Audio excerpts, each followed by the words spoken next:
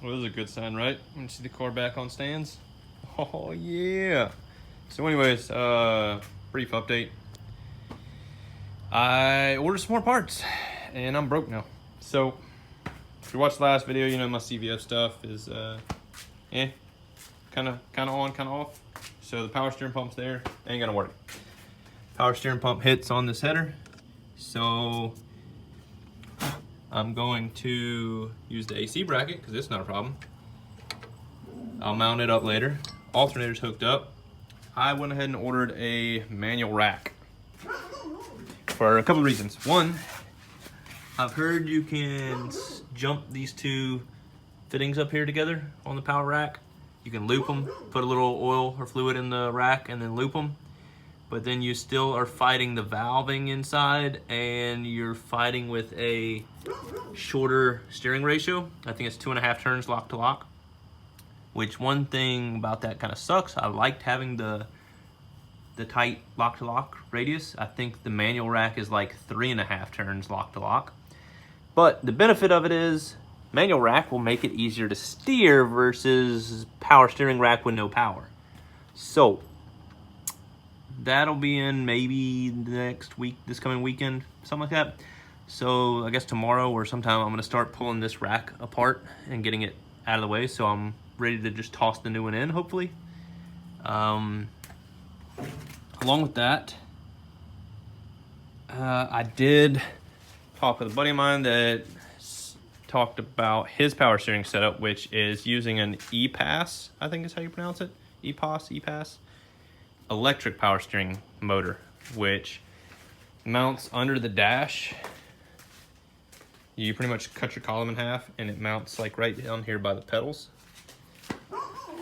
That is an ideal solution. The only thing I don't really care for with that would be back to the lots of turns racked, or lock to lock. It's still going to be 3.5 turns lock to lock. It'll add power to it and makes it real easy, and it's a real nice setup. However, it is pricey. It's like $1,400, or right at $1,500, I think. It's expensive, so that's not gonna happen anytime soon. So I'll be rolling manual rack for a while, probably. Dog, chill out. So I don't know if they have a tighter radius lock to lock, or if you can change out the gearing in those racks. If someone knows, let me know. I've seen, and Googling around at racks, I did happen to find I don't remember who makes it. I want to say Detroit Speed, maybe. It's a power rack though, but it's a tuned power rack that makes it more like a modern feel rack, I guess. Because even though that it's rack and pinion, the steering on these is still, it doesn't feel anything like my Focus RS or anything like that. And as far as handling and steering goes, that thing's still way smoother feeling than the power rack was. Granted, I was putting out more pressure than I should have been because I didn't have the reducing valve in this setup. I did order it for the new one. I'm still undecided if I want to send this pump back or not. I think I'm gonna go look up how much it costs. I can always buy another one later, I guess. But I'm gonna be out the shipping cost.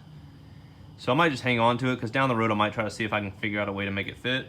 Or when I go twins, maybe if I go twins, I can maybe figure out a way to fit it because I have a feeling then the turbos are going to have to either mount under the fender apron or somewhere up here, in which case the exhaust could come over in like here area. I really don't know.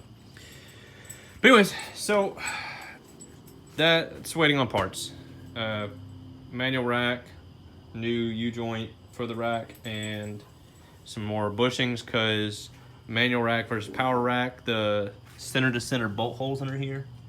This one's 15.5. The manual rack is 16-inch, so you have to get offset bushings. If you didn't watch the unboxing video, I got a new welder. It's an Everlast 210 EXT. I've been playing with it. Just got a new fresh bottle of argon, and actually literally a new bottle for once. It's not one of these old painted over, rusted out looking whatever raggedy things. This is literally like a brand new bottle. And I've been playing around with some of this Chinese intake pipe, which probably isn't the best to weld. I'm gonna do the smart thing and not pick this up with my hand because I don't know if it's cooled by now yet. But you can see some of my initial welds, and I think this flat these nasty flats is when it started to get hot. It seemed like that's when it started doing that. I didn't change any settings or anything like that. Like that one there, that's after I had done several other welds. Ignore the welds in between. There was a lot of gaps and I wanted to see how bridging the gap worked. It doesn't. But anyways, these last three right here are the last ones I did. That one, and this one, and at the end, that burn spot, that's where my filler touched the tungsten. So, I don't know if it's looking kind of crappy, more so because of this duty Chinesium aluminum that I'm using. I've heard this stuff doesn't weld the prettiest anyways, so I'm gonna probably order some coupons, which are more or less these. I tried welding these that I had scrap lying around of aluminum. Yeah, apparently this stuff's not weldable. Yeah, it didn't want to do anything. And if I tried to put filler to it, like it never would puddle at all. It just wanted to blow out the back. It just wanted to melt it. So I don't know what type of aluminum that is, but it doesn't want to weld. I'm still playing with machine settings. I don't really know what the machine settings should be for this piping. It's roughly 65 thousandths of an inch thick-ish.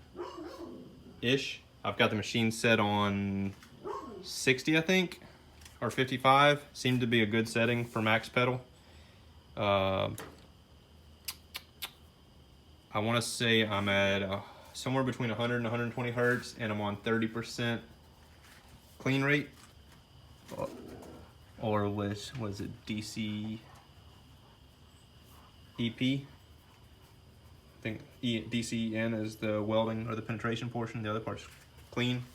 But anyways, yeah, if you have any tips on settings for this machine, let me know. If I need to adjust that for welding this piping, let me know. Maybe it'll help improve my weld some. But yeah, that's it. I'll do another video whenever I get the new rack in, and hopefully this thing will be drivable again. Might have to do, I think since I'm not actually installing the AC, I can actually take this bracket back off if I need to, and I can put my intercooled piping the way it was before, and I'll leave that be until I actually mount the AC. I'll wait till I go to do the AC to fight with welding that, and then I can get some more practice on welding this aluminum so I don't make it a nasty mess. Because the guy that fabbed these pipes originally, he actually knew how to weld, so, you know. Yeah, he could actually weld and put dimes down. I can't. Same one that did span shroud and my fuel tank. And if you are interested in any of the parts that he makes or his work, check him out on Instagram.